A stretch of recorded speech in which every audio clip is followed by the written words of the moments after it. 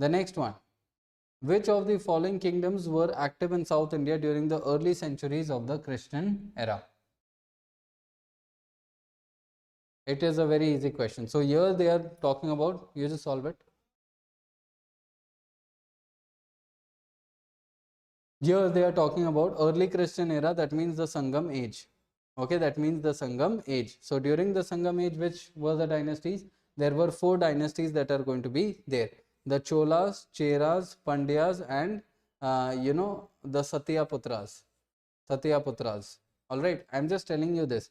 According to Ashoka's inscription, there are 4 dynasties in South India. Cholas, Kerala Putras, who were known as Cheras. Then there is going to be Pandyas, and the 4th one was Satyaputras. So we do not have any information on the Satyaputras, and we have exclusive information on the Cholas, Cheras, also known as Kerala Putras, and Pandyas. So they belong to the Sangam age, and during the Christian era there was the Sangam age. So Pallavas, they are not there because the Pallavas emerged during the 4th century AD. Okay, whereas here they are talking about the BC time period. Alright, so here the answer it is going to be 1, 2 and 3. Okay, that is A. A is going to be the answer. Alright, so that is going to be there. Read the next question, guys. Read the next question.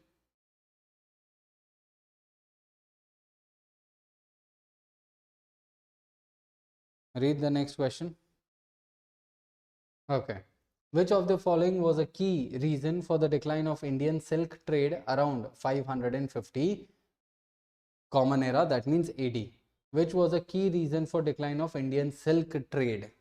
Okay, rise of Roman demand for cotton, Chinese taught silk production to the Eastern Romans, collapse of Gupta coinage, and invasion by Hunas. Okay, which was the key reason here? Possibly more than one option can be a reason, but they are talking about key reason that would have made a much more decline in the particular this Indian silk trade. Rise of Roman demand for cotton, mean that is complementary, but yet silk would have been there. Okay, that would not lead to a drastic reduction. Whereas collapse of Gupta coinage. So Gupta coinage, if it collapsed, yet there were other parts of India from where the trade could have happened. So even that is not a key aspect. Invasion of Hunas, yes, it was a reason for decline because of devastations, but that is not the key reason. But the Chinese, they taught the Eastern Romans themselves how to do silk production. That is why they did not demand only. So that is the key reason. So here the answer it is going to be B. Okay, because the Romans, they themselves learned on how to do that. Next one is 33. Which of the following statements about Fahien's account is correct? He praised the Mauryan bureaucracy. He noted the flourishing of Jainism. He observed caste-based discrimination, and he documented the rise of Sufism. Okay, which of the following is going to be the answer here? Fahien's account. So here when we talk, let's go with the elimination.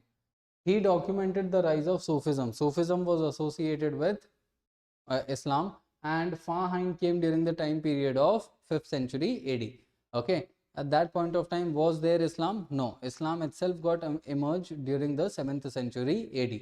So that is why this is not the answer. He praised the Mauryan bureaucracy. He came during Gupta Empire, so why will he praise the Mauryan bureaucracy? Okay, so that is why this is not there. He would have praised the Gupta bureaucracy, right? Not the Mauryan. He noted the flourishing of Jainism. In North India, means he might have, and he observed the caste-based discrimination. However, when he came during the Fahien's account, was there a flourishing of Jainism or was there the flourishing of Brahminical traditions? So there was much more flourishing of Brahminical traditions. So when you are left with two, which is the most plausible thing that you are going to select? It is going to be a more generalized thing. So he observed caste-based scenarios. Different religions could also have been flourished, right? But here caste-based discrimination was there. Because during the Guptas, religion had become much more strengthened. So that is going to be there. So the answer here, it is going to be C. The next one is, the Matharas who ruled parts of Odisha were also known as what? So think on this, guys.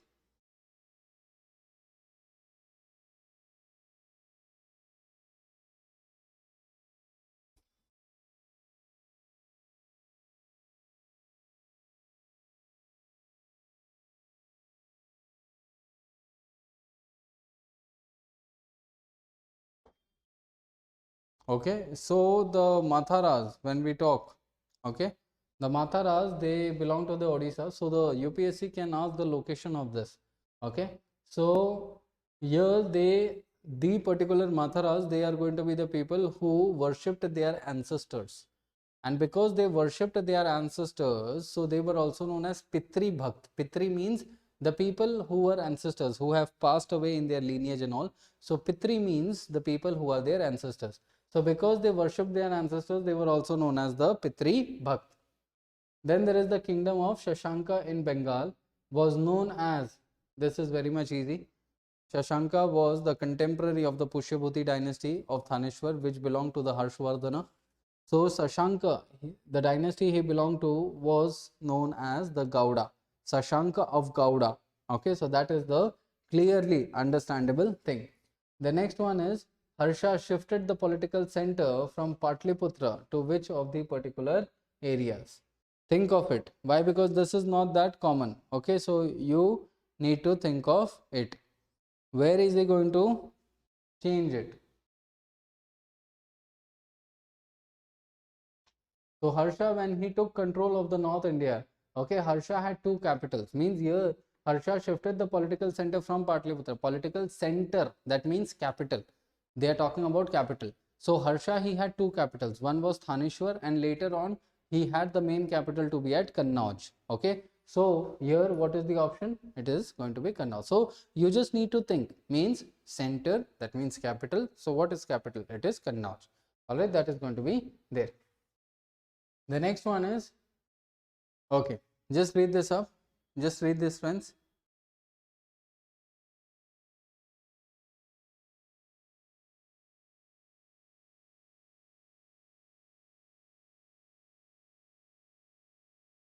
Okay, so which of the following dynasties claimed descent from Brahma, Manu, or the moon to legitimize their rules?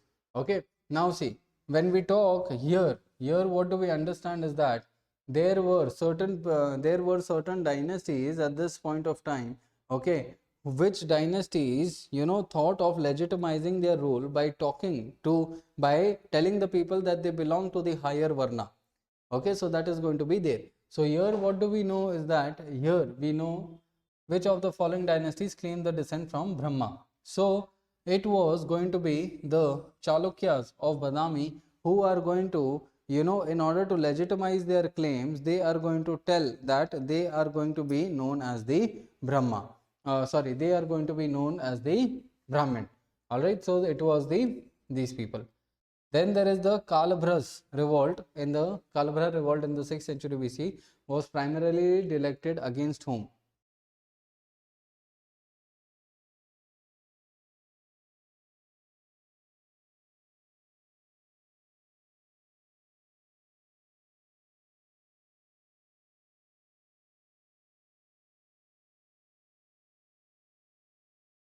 Okay, so when we talk about the Kalabhras, all right, so Kalabhras, the Kalabhra revolt, it was done by the Kalabhra people. The Kalabhra people, they were generally those people who are going to be, the people who did not like the discriminatory things that were done by the kings.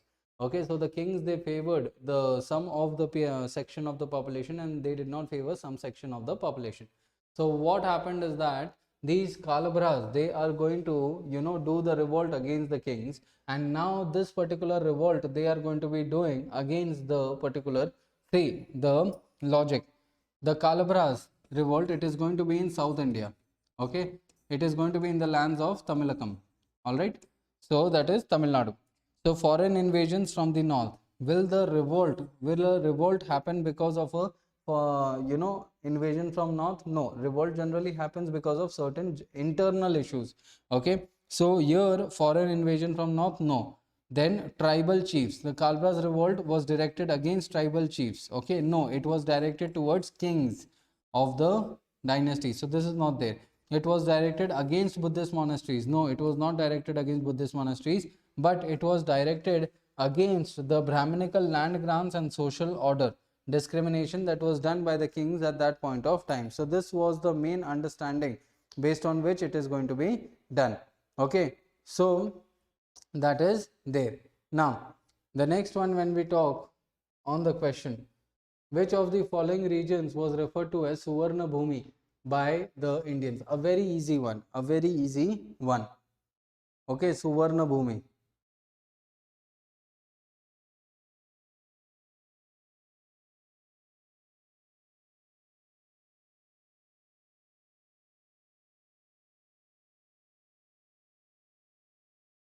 All right, so here I hope you have solved this question.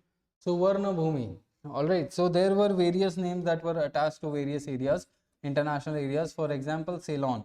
Ceylon was given to which? Ceylon was given to Sri Lanka. Okay, Suvarna Bhumi, it was basically known as the land of gold. Okay, land of gold. All right, so here when we talk, it is going to be the area, okay, it is going to be the area of, Burma at that point of time, that is going to be known as the Suvarna Bhumi. And even in today's time, we generally sometimes refer to Burma as the Suvarna Bhumi in the Sanskrit text. Okay, so that is going to be the answer here. Okay, so means I'll not go, means up till now you guys have already understood that what I'm trying to tell you.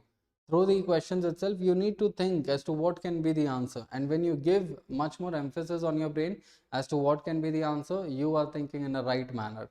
Okay, it will help you understand and it will help you crack the science of solving the MCQs and mastering the art of solving MCQs. Now, okay, just think on this also.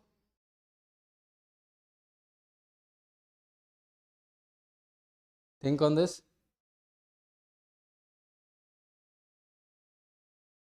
Now, when we talk on the next, with reference to ancient Indian society, what was the primary reason behind the origin of land grants? Now, which was the dynasty who generally started the system of land grants? It is going to be the Satavahanas.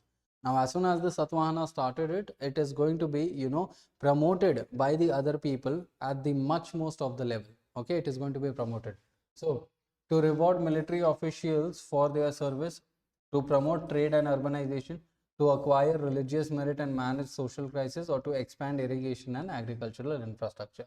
Generally, origin of land grants, it was done by the Satavahanas, okay, for the religious institutions so that they can manage themselves and they can manage the local area around them. So that was started by them. Okay, land grants in the system of Brahmadeya. All right, so that is going to be there. So to reward military officials for their service, no, obviously not. Okay, land grants, they were not, it was in the later on time when land grants was associated with the officials. To promote trade and urbanization, how would have land grants promoted trade and urbanization? So it is against the question. Then to acquire religious merit and manage social crisis, yes. So land grants, they were given to the religious institutions so that the religion could grow, and when the religion would grow, they would acquire merit, they could legitimize themselves, and when the religious institutions grow, they would have been able to manage the social crisis that was prevalent. Okay, for example, on the discrimination, on the unemployment, on the poverty, on the livelihood aspect in the local level, so they could have managed that. So the answer here, it is going to be C. Okay, the next one, consider the following inventions and technologies: iron stirrup, paper and printing, decimal system. How many of the above were introduced to the Arab world from East and later influenced Europe during the medieval period?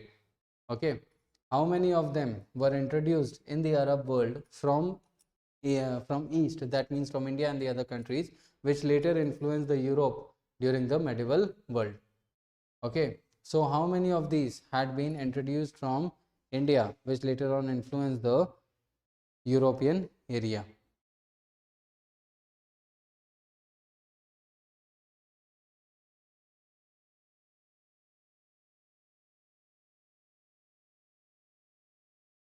Okay, so here when we talk, so when we are talking on them, okay, so here iron stirrup, when we talk on the iron stirrup, what is the iron stirrup? It means that during on the horses, in the military activities on the horses, when the iron stirrup was used, okay, that is on the horses whenever you are going to fight, so it helps you balance yourself and attack effectively. Okay, that is iron stirrup when you sit on the horse.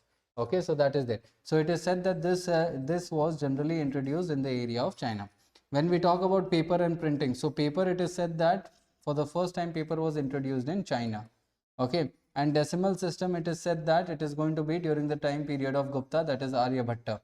Okay, Aryabhatta, that means India. So all of these three, they have been there in the east, and from the east it went to the Arabs, and from the Arabs, because Arabs, they were the transition zone between the east and the west, so that is how it went to Europe. Okay, so all the three, it is going to be the answer.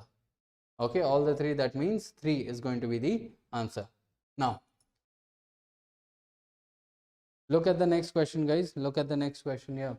What is going to be the answer for the next question?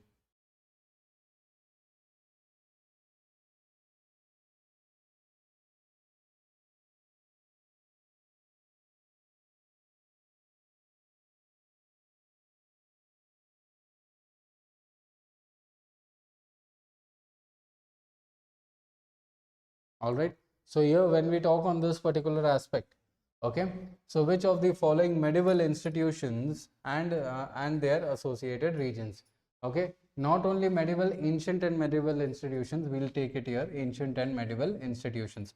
How many of the above are correctly matched? Is it only one, only two, all three, or none? Okay, so when we talk on this aspect, Vikramshila, Al-Karakvin and Bologna. Okay, so here when we talk about these ancient universities, ancient and medieval universities, however the second and third, it's okay, the UPSC wouldn't be asking the foreign universities. Okay, they are not that important for us actually.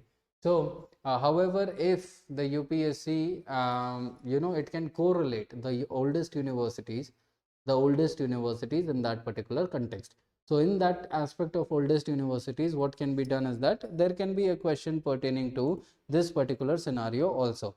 Okay, so you can be, or you need to be aware on such things as well. All right, that is what you can do here. So when we talk about Vikramshila, yes, it was in Magad. Al-Kawarikin, it was in Morocco, but Bologna, it is going to be in Italy, not in France, and it is considered to be one of the oldest universities in the area of Europe. Okay, in the area of Europe. So that is there. All right, that is there. Then the next one is, which of the following cultural exchanges occurred during the reign of the Pala dynasty? Which one do you think is the answer for this?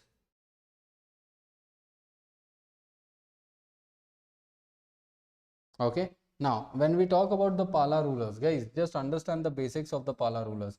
The Pala rulers, they were the Buddhist dynasty.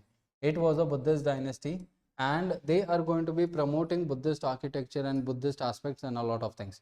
They were the people who initiated and propagated the construction of Buddhist architecture at a very high level. That means monasteries. For example, the Odanta Puri University, it was created. All right, Nalanda University was promoted by them. Vikramshila University was promoted by them. So they are going to promote a lot of Buddhist monasteries, and they are going to Buddhist center of learnings also.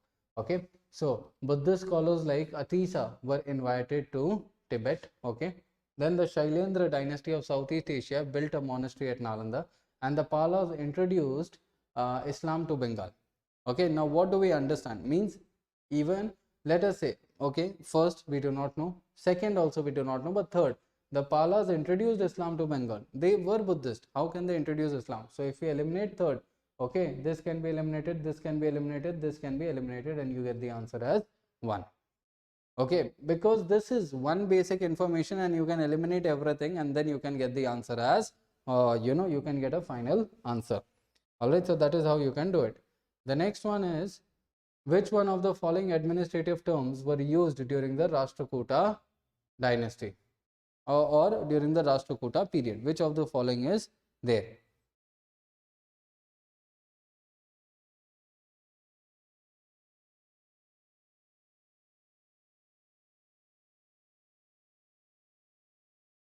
All right, so when we talk on this scenario, okay, which of the following administrative terms were used during Rashtrakutas?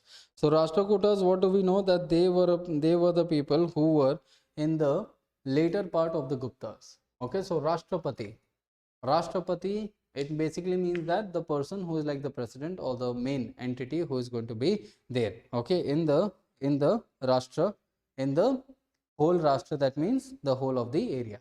Okay, that means the main chief of the area. Visyapati, Visya, that meant district, and the main leader of that district was known as Vishya. Whereas Bhukti, when we talk about Bhukti, you might have learnt about Bhukti in the Gupta age. So Bhukti was also an area for a term known for a province. Okay, so Bhukti was a thing that was there during the Gupta time period. Okay, whereas during the Rashtrakuta, it was generally used for Rashtras. Okay, Rashtra, Visaya, or Vallabhi. Okay, so they were the terms, but Bhukti, it was majorly associated with the Guptas. Okay, and all of these things, they have already been provided to you in the notes. So here the answer is going to be 1 and 2, that is A. The next one is, consider the following Chola era cities and their particular associated features. So think on this, friends. Think on this. Think on this.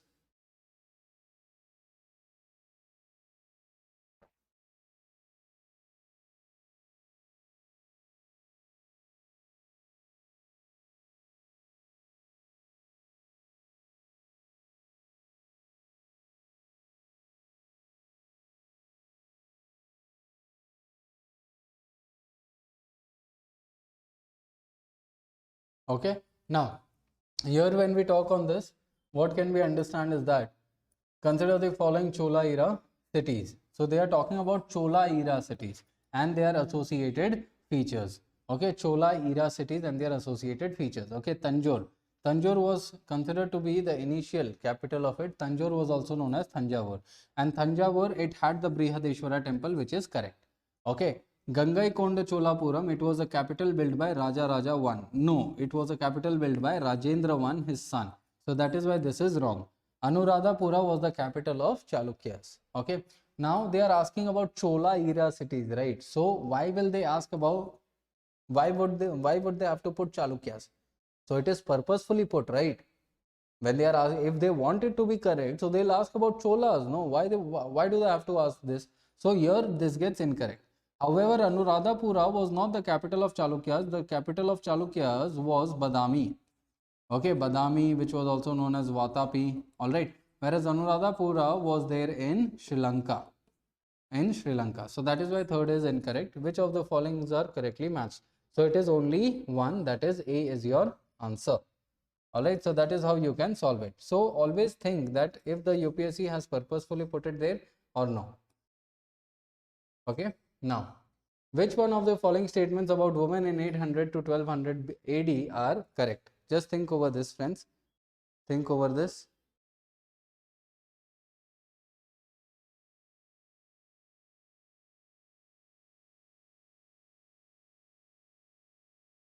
What do you think is the answer for this one?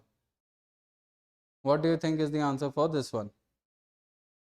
Which of the following statements are about women are correct? So here only they are telling that which one is correct. So women were allowed to study the Vedas freely. Just understand, when the caste system, when the Varna system and the Shudras had emerged, from that point of time only things were very much difficult. Okay, and the women discrimination had started, and as and when time passed, it became very much discriminated. Women were not given that many opportunities. So study, freedom to study Vedas freely at a time when there was orthodoxy. Okay, when there was discrimination, so this is going to be not correct. Parda system was strictly enforced across India. Okay, here across India means not even an area is there where Parda system is absent. So that is what this statement means. Women had inheritance right under certain conditions. Okay, Sati was legally mandatory for all widows. Was there an aspect of legal? And also for all widows. What about a small girl who was married at that point of time forcefully? Was also she to do sati? Okay, so that was one thing. So it was legally mandatory for all of the widows. That is what they are telling here. So it becomes very much extreme. Okay, legally mandatory for all. It becomes extreme. So this is not the answer. And strictly enforced across India. So there was not even a single area, single 1 square meter area where Parda system was absent. Obviously, it cannot be there, right? There would be some areas in India where Parda system would not be there. So that is why this is also wrong. The only thing that is nominal, that inheritance right was there, however with certain conditions, and if those conditions are not fulfilled, you will not get the inheritance right. So that is what it is being told here. The next one is, which of the following were the major Rajput dynasties during the 1000 to 1200 AD? Okay, so what is going to be there here? What is the answer here? Rajput dynasty. So here, when you talk about the Rajput dynasties, what is going to be there? You can see that the Rajputs, okay, after the decline of the Guljar Pratiyar, there were multiple dynasties that were created in the Rajputana, that means the Rajasthan, Malwa, Uttar Pradesh. So the Kannauj, the Gahadwals of Kannauj, they emerged during the 11th century AD. Okay, the Chauhans of Ajmer, they had emerged. The Parmars of Malwa. So all of these three were there, but Senas of Bengal, they had replaced the Pala rulers of Bengal, and they were there in Bengal. But the Rajputana was there in the western and the northern part, not in the eastern part. So this is not the answer. So the answer here, it is going to be 1, 2 and 3. A very easy one. Okay, so that was there. The next one is, consider the following statements about the Battle of Tarain. Okay, just think on it. Just think on it. Pause it up and then just think on it. Now, when we talk of this, so the first about the Battle of Tarain. So we know that there were two Battle of Tarain that were fought, one in the 1191 and another in the 1192. In the first battle, something happened. Second battle, something happened. Prithviraj Chauhan won the first battle but lost the second. Yes, this was the idea. And it was fought against the Muhammad Ghuri. The Ghurid army was used mounted archers and heavy cavalry. Okay. Jai Chandra of Kannauj supported Prithviraj in both battles. Okay. So here just see, the first statement is correct. Ghurid army used these things, that is why it was able to defeat the Prithviraj Chauhan's army in the second battle of Tarain. So this is somewhat doing what? It is complementing or supplementing the first statement. Okay. Jai Chandra of Kannauj, who was a powerful ruler, just think, if he would have supported Prithviraj in both the battles, Prithviraj would have won. However, he at that point of time did not support Prithviraj but had aligned with the Ghurid ruler. So that is why the third one is incorrect. Which of the following statements are correct? Only two. Okay, so that is the answer here. The next one is, which of the following statements about Iltutmish are correct? He was the son-in-law of Qutbuddin Aibak. He repelled the Mongol invasion led by Genghis Khan in 1218.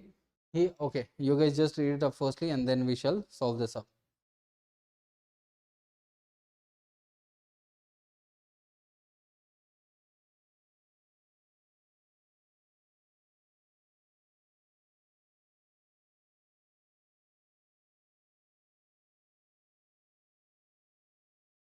Okay, now here, I hope you have read it up. So let's go with the answers. So following statements about Iltutmish is correct. Okay, so he was the son-in-law of Qutbuddin Aibak. Yes, he was the son-in-law. And after Qutbuddin, when his son was appointed, Iltutmish is going to remove his son and himself is going to become the emperor. He repelled the Mongol invasion led by Genghis Khan in 1218. Okay, no, he did not repel it, but he subverted it. He did not repel it. Means there was no, attack by the Genghis Khan directly on the India at that point of time when Iltutmish was ruling. Basically, he did not give asylum to the Khwarezmian prince, because of which he averted the attack. Okay, so that is, he consolidated his rule by defeating Nasiruddin Kabacha and Ali Mardan. Yes, this is there. He introduced the hereditary principle of succession in the Delhi Sultanate. No. Okay, so means if you just eliminate 2, you can get the answer as 1 and 3. Means only with this particular aspect you can, talk from that particular aspect. Okay. All right. So then when we talk about the next one, the last one, that is the military department reorganized by Balban was known as military department. So these were the various departments that were at that point of time reorganized by the, by the various rulers. Okay, so For example, Alauddin Khilji, he had introduced something, some other person, they have introduced something.